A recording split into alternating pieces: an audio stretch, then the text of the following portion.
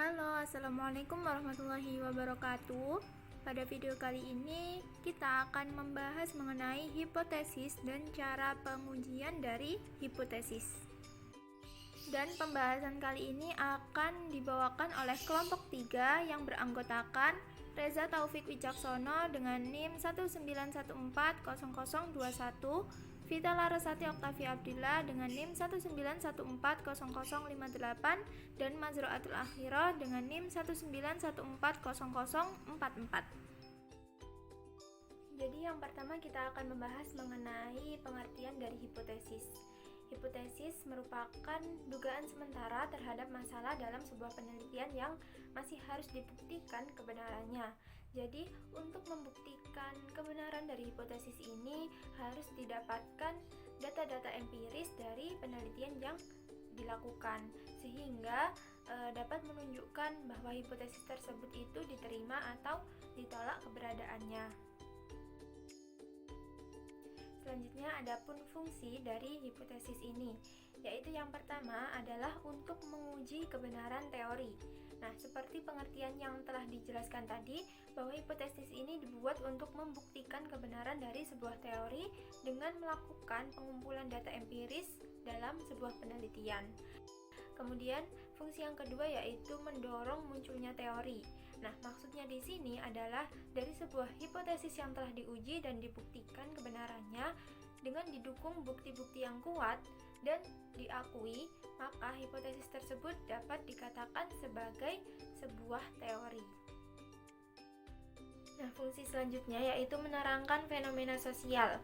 Nah, hipotesis sendiri kan dibuat atau dirumuskan dengan melihat kondisi awal atau keadaan luar dari lingkungan yang akan diteliti. Oleh karena itu, hipotesis ini juga berfungsi untuk menerangkan fenomena sosial yang ada di lingkungan penelitian. Nah, kemudian fungsi selanjutnya yaitu sebagai pedoman untuk mengarahkan penelitian. Dikatakan begitu karena dengan adanya hipotesis, peneliti akan lebih fokus terhadap variabel-variabel yang akan diteliti, serta dengan adanya hipotesis ini juga membatasi ruang penelitian agar penelitian dapat dilakukan sesuai dengan rencana dan tidak bercabang. Dan fungsi terakhir yaitu memberikan kerangka untuk menyusun kesimpulan yang dihasilkan.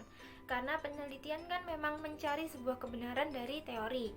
Maka dengan adanya hipotesis ini, peneliti dapat lebih mudah mengumpulkan atau menyimpulkan sebuah hasil dari penelitian dengan menerima atau menolak hipotesis tersebut sesuai dengan hasil pengumpulan data dari penelitian yang dilakukan. Selanjutnya di sini disebutkan terdapat kriteria hipotesis yang baik. Jadi, kriteria yang pertama yaitu hipotesis dinyatakan dalam bentuk pernyataan. Nah, hipotesis yang baik itu mengandung dugaan terhadap keadaan variabel mandiri atau hubungan antara dua variabel atau lebih. Kemudian kriteria yang kedua yaitu hipotesis dinyatakan dalam kalimat yang jelas. Nah, hal ini dilakukan agar tidak terjadi pemahaman ganda atau kesalahpahaman terhadap maksud dari hipotesis yang dibuat oleh peneliti. Kemudian yang ketiga yaitu hipotesis harus dapat diuji.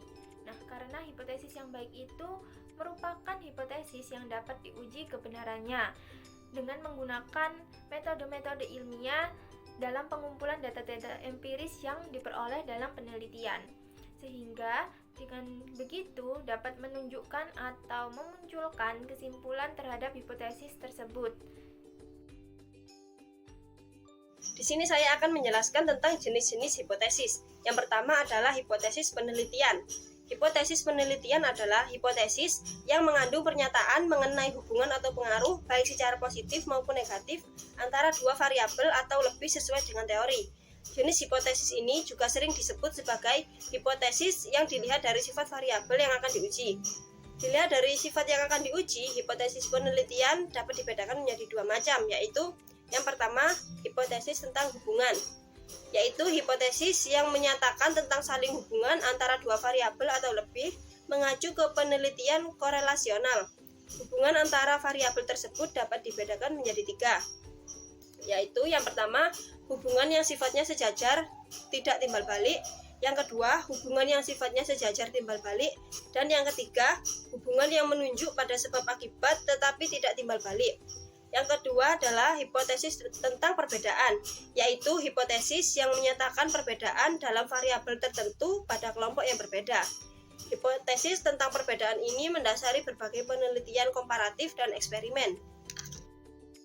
Kemudian jenis hipotesis yang kedua adalah hipotesis dilihat dari kategori rumusannya atau hipotesis statistik. Menurut Yatim Rianto, hipotesis dilihat dari kategori rumusannya dibagi menjadi dua macam. Yang pertama adalah hipotesis nihil atau HO, yaitu hipotesis yang menyatakan tidak adanya hubungan antara suatu variabel dengan variabel yang lainnya. Dan yang kedua adalah hipotesis alternatif atau HA, yaitu hipotesis yang menyatakan adanya hubungan antara suatu variabel dengan variabel yang lainnya.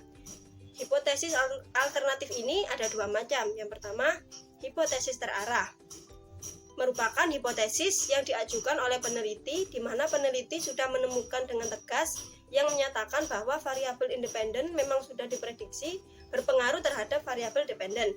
Misalnya, seorang siswa yang diajar dengan metode inquiry lebih tinggi prestasi belajarnya dibandingkan dengan siswa yang diajar dengan menggunakan metode curah pendapat atau diskusi. Yang kedua, hipotesis tak terarah adalah hipotesis yang diajukan dan dirumuskan oleh peneliti tampak belum tegas bahwa variabel independen berpengaruh terhadap variabel dependen. Misalnya, ada perbedaan pengaruh penggunaan metode mengajar inquiry dan curah pendapat terhadap prestasi belajar siswa. Jenis hipotesis yang ketiga adalah jenis hipotesis yang dilihat dari keluasan atau lingkup variabel yang diuji. Yang pertama, hipotesis mayor merupakan hipotesis yang mencakup kaitan seluruh variabel dan seluruh subjek penelitian. Contohnya adalah adanya hubungan antara keadaan sosial ekonomi orang tua dengan prestasi belajar siswa SMA. Yang kedua, hipotesis minor adalah hipotesis yang terdiri dari bagian-bagian atau sub-sub dari hipotesis mayor atau jabaran dari hipotesis mayor. Contoh hipotesis minor adalah adanya hubungan antara tingkat pendidikan orang tua dengan prestasi belajar siswa SMA. Yang kedua, ada hubungan antara pendapatan orang tua dengan prestasi belajar siswa SMA. Dan yang ketiga, ada hubungan antara kekayaan orang tua dengan prestasi siswa belajar di sekolah. Pembahasan selanjutnya adalah tentang perumusan hipotesis. Menggali dan merumuskan hipotesis mempunyai seni tersendiri. Peneliti harus sanggup memfokuskan permasalahan sehingga hubungan-hubungan yang terjadi dapat diterka. Dalam menggali hipotesis, peneliti harus melakukan hal-hal berikut ini. Yang pertama, memiliki banyak informasi tentang masalah yang ingin dipecahkan dengan cara banyak membaca literatur yang ada hubungannya dengan penelitian yang sedang dilaksanakan. Yang kedua, memiliki kemampuan untuk memeriksa keterangan tentang tempat-tempat, objek-objek, serta hal-hal yang berhubungan satu sama lain tentang masalah yang sedang diselidiki. Dan yang ketiga, mempunyai kemampuan untuk menghubungkan suatu keadaan dengan keadaan lainnya yang sesuai dengan kerangka teori ilmu dan bidang yang bersangkutan. Nah, di sini saya akan menjelaskan tentang bagaimana cara menguji hipotesis. Nah, dalam menguji hipotesis terdapat beberapa langkah yang harus dikenal dengan prosedur pengujian hipotesis. Yaitu yang pertama ada menemukan formulasi hipotesisnya, di mana dalam menentukan formulasi hipotesisnya, hipotesis 0 atau H0 itu tidak ada hubungan antara variabel X dan Y. Dan hipotesis alternatifnya atau HA itu ada hubungan antara variabel X dan Y. Nah, yang kedua yaitu menentukan taraf nyata dan nilai tabel. Taraf nyata merupakan batas toleransi dalam menerima kesalahan dari hasil hipotesis terhadap nilai parameter populasinya. Yang ketiga ada menentukan kriteria pengujian, yaitu membuat keputusan dalam hal menerima atau menolak hipotesis 0 atau H0 dengan cara membandingkan nilai kritis nilai A tabel dari distribusinya dengan nilai uji statistiknya sesuai dengan bentuk-bentuk pengujian yang akan dilakukan. Nah, yang keempat yaitu melakukan uji statistik.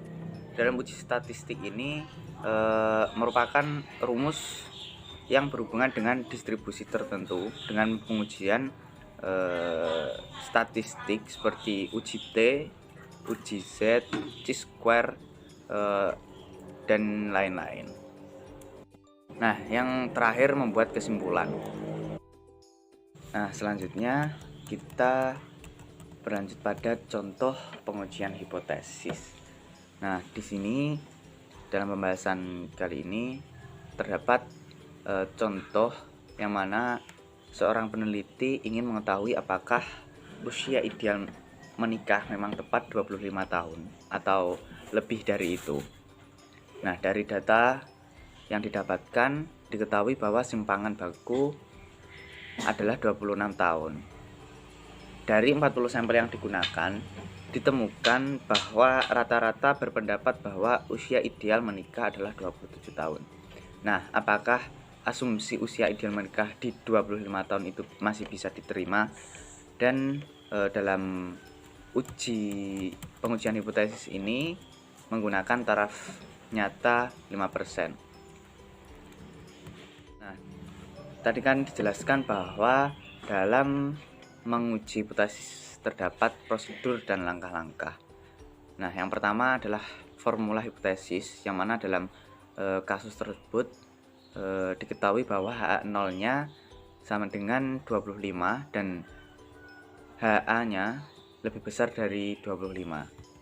Nah, yang kedua adalah taraf nyata dari nilai Z tabel. Nah, nilai A-nya sama dengan 5% dan nilai Z tabelnya sama dengan 1,65. Nah, langkah yang ketiga menentukan kriteria pengujian. Nah, dalam kasus tersebut diketahui bahwa hipotesis 0-nya atau H0 diterima jika Z0 lebih kecil dari 1,65 dan H0 ditolak jika Z0 lebih besar dari 1,65. Nah, selanjutnya di tahap keempat kita menghitung statistik uji, yang mana nilai rata-rata sampelnya adalah 27,2 dan nilai rata-rata populasinya adalah 25. Standar deviasinya diketahui 2,7 dan jumlah sampelnya adalah 40. Nah, dalam ayat ini bisa dimasukkan dalam rumus Z sama dengan nilai rata-rata sampel dikurangi nilai rata-rata populasi dibagi standar deviasi per jumlah sampel. Nah, dimasukkan datanya Z sama dengan 27,43 dikurangi 25 dibagi 2,71 per akar 40 di jumlah sampelnya. Nah, dalam uji statistik yang dilakukan dapat ditarik kesimpulan bahwa nilai Z lebih besar daripada 1,65, artinya H0-nya ditolak. Nah, bisa disimpulkan berdasarkan hasil pengujian ditemukan bahwa anggapan usia ideal menikah pada usia 25 tahun tidaklah benar, dan mendapatkan hasil bahwa usia ideal menikah lebih baik lebih dari 25 tahun. Cukup sekian penjelasan dari kelompok kami mengenai hipotesis dan cara pengujian dari hipotesis. Kurang lebihnya kami mohon maaf. Semoga bermanfaat. Terima kasih. Wassalamualaikum warahmatullahi wabarakatuh.